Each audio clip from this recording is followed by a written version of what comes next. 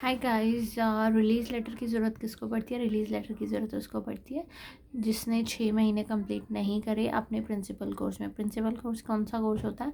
Leading to वाला course. So leading to वाला course मतलब डिप्लोमा लीडिंग टू बैचलर्स। तो bachelors is your principal course. Graduate diploma leading to masters. So masters is your principal course. So masters में या bachelors में आपको 6 महीने लगाने ज़रूरी है। अपना एक सेमेस्टर कंप्लीट करना ज़रूरी है, राइट। कई स्टूडेंट्स बोलते हैं कि मैडम रिफ़ंड का कैसे होगा अगर रिलीज़ मिल भी गई। लोग, if you got the release you are eligible for the full refund. However it's not like that. If you haven't got the release on the basis of cancellation, you enroll with some other provider, you won't be eligible for the refund. As long as you withdraw from your studies, you are eligible to get your refund. So refund is not something like you cannot get it, or you don't get eligible for it. Of course there is a certain eligibility criteria for the refunds. What's that कि आप next semester के लिए enrol नहीं होने चाहिए, ठीक है। आपको अपने कॉलेज से पहले विड्रॉ कराना पड़ता है, फिर उसके बाद आपका रिफ़ंड होता है। सो बिना विड्रॉवल के आपका रिफ़ंड नहीं होता।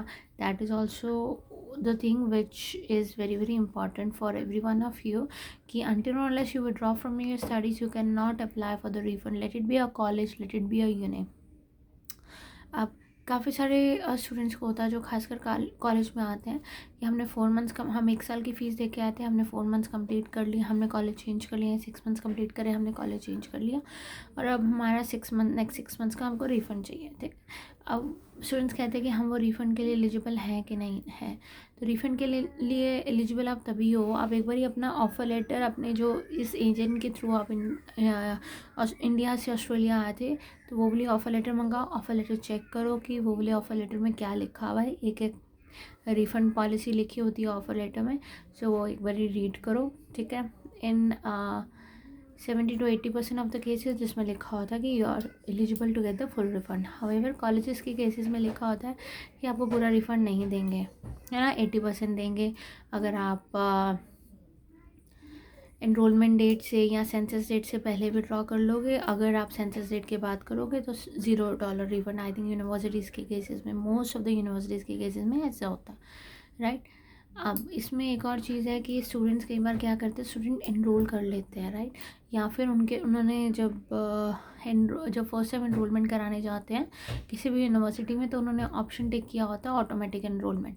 ऑटोमेटिक एनरोलमेंट क्या होती है कि कॉलेज और यूनिवर्सिटी आपको ऑटोमेटिकली एनरोल कर देता है, ठीक है। स्टूडेंट भूल जाते हैं सेंसस डेट चेक करना, एंड सेंसस डेट के बाद विड्रॉ करते हैं, और तब तक दूसरे कॉलेज में एडमिशन भी ले चुके हैं। सो आई थिंक वो सबसे बड़ी मिस्टेक है स्टूडेंट्स की जो वो करते हैं, एंड एजेंट उनको बोलता नहीं है, and though it's responsibility from the agents and as well कि वो स्टूडेंट को समझाए कि रिफ़ंड का कैसे करना है और क्या प्रोसेस होता है ना। मैं तो आई थिंक हर सेमेस्टर के बाद में, it's not only just for my students, I think for all the students जो मेरे को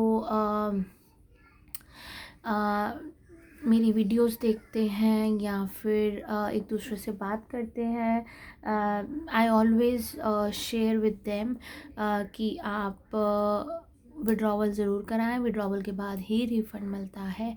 अगर आप विड्रॉवल नहीं कराते हो अपना कोर्स विड्रॉवल कराना बहुत ज़रूरी है। कोर्स विड्रॉवल अगर नहीं कराते हो तो you are not eligible for any kind of a refund.